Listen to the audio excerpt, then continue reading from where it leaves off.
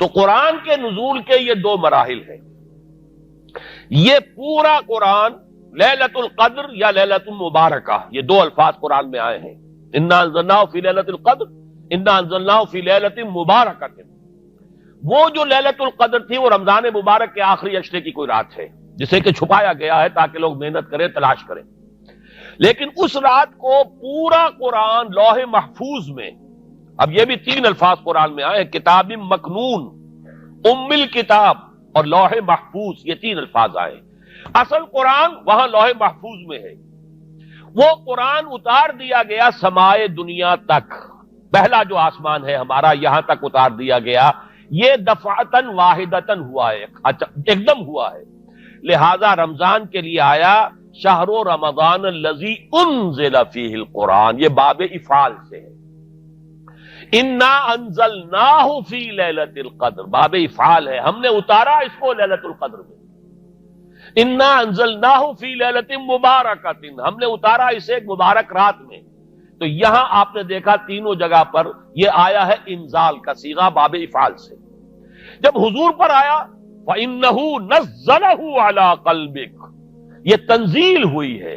نَحْنُ نَزَّلْنَا عَلَيْكَ الْقُرْآنَ تَنزِيلًا، اے محمد آپ پر ہم نے قرآن اتارا ہے تھوڑا تھوڑا کر کے، نجمن نجمن، آیتیں پھر آیتیں پھر آیتیں آ گئیں، پورا قرآن نہیں اتارا ہے.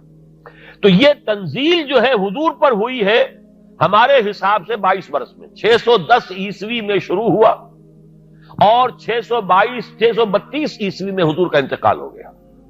22 برس میں تھوڑا تھوڑا کر کے قرآن مجید محمد رسول اللہ پر نازل ہوا. وہ ہے تنزیل، تنزیل من رب العالمین. لیکن جو حضور پر تو اترا ہے وہاں سے سمائے دنیا سے جبرائیل لاتے رہے، لیکن یہ کہ یہ پورا سمائے دنیا پر دفعتاً واحدتاً جملتاً واحدتاً پورا قرآن جو ہے لوح محفوظ سے یا کتاب مکنون سے یا ام الکتاب سے لا کر اتار دیا گیا. یہ ہے انزال. شہر رمضان الذی انزل فیہ القرآن. اب قرآن کی جو مدح ہوئی ہے، ظاہر بات ہے اس میں اگر میں نے وقت زیادہ لے لیا تو پھر تو سارا وقت اسی میں لگ جائے گا. قرآن کیا ہے؟ ہدی للناس، لوگوں کے لیے ہدایت. اور اس میں نوٹ کرنے کی کم سے کم یہ بات ضروری ہے کہ سورہ بقرہ کے شروع میں فرمایا ہدی للمتقین، یہاں فرمایا ہدی للناس.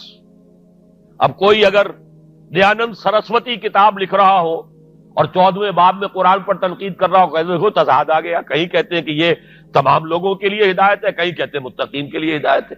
لیکن اس کا مفہوم سمجھنا چاہیے.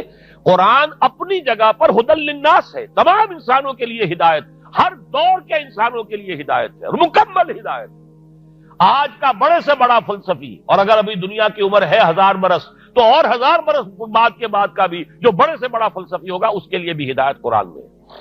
عرب کے بدو کے لیے بھی قرآن کے اندر ہدایت تھی اور آج کے عام آدمی کے لیے بھی قرآن میں ہدایت ہے. تو قرآن تو ہدایت ہے فی نفسہ ہی، علی مقام ہی، اپنی جگہ پر پوری نوع انسانی کے لیے، ابد الآباد تک کے لیے. لیکن اس سے استفادہ وہی کر سکتے ہیں جن میں تقویٰ ہوگا.